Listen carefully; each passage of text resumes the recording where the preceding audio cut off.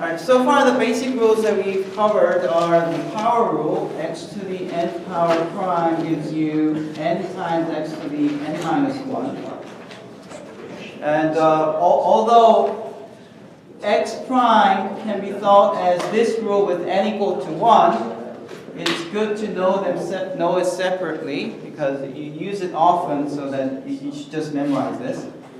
Another thing is that if you have any constant, if you differentiate, then you're going to get 0. Another one is square root of x prime is 1 over 2 square root of x. This one also can be derived from here with n being 1/2 because square root is same as 1/2 power. However, it's also, again, used frequently enough that you should just memorize it. And then we had added to this two more, which is sine x prime is cosine x, and cosine x prime is negative sine x. And we also introduced this function e to the x, whose derivative is same as itself.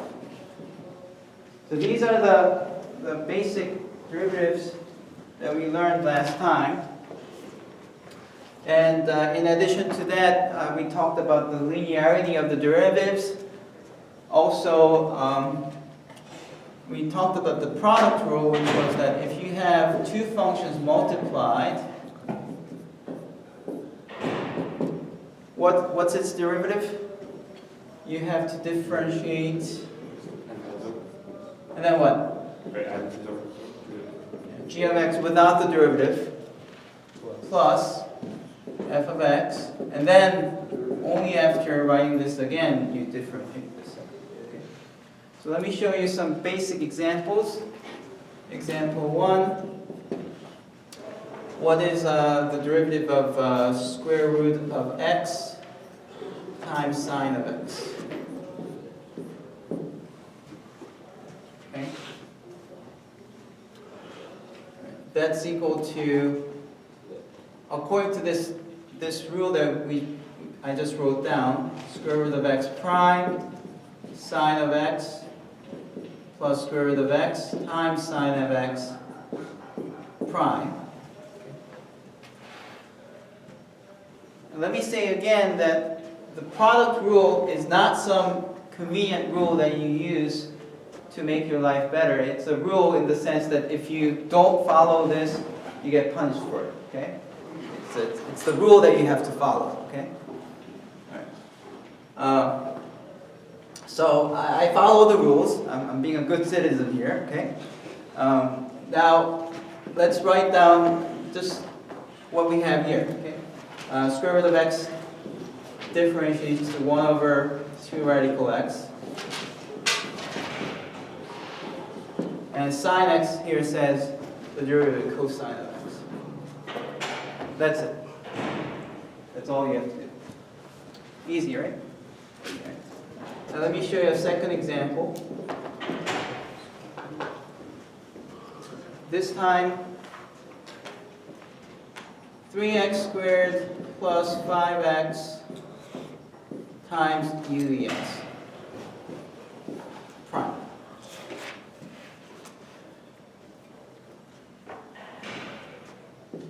Again, you see a product of two things, right? So consider this entire thing as a single function multiplied to another function.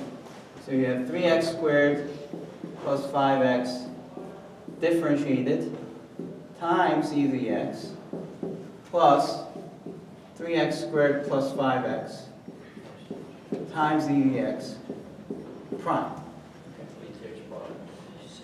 U to the x prime is the same thing. How about this one? When you differentiate this, the linearity says all you have to pay attention is differentiating x squared and x, right? What do you get if you differentiate x squared? 2x, right? What do you get if you differentiate x? 1. That's what this says, right? X squared differentiating it to 2x is just this rule here with n equals to 2. So 2 comes down, 2 minus 1 is 1. That's why, so the 2 comes down, and 2 minus 1 is 1, so you get 2. So that's the derivative when you do this. And this one is 3x squared plus 5x. Derivative is itself.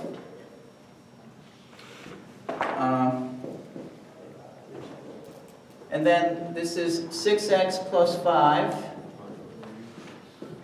e to the x plus 3x squared plus 5x e to the x. And because these two terms have e to the x as common, you should be able to simplify this as 3x squared plus 11x plus 5. I got 11 because 5 plus 6 is 11 times e to the x. That's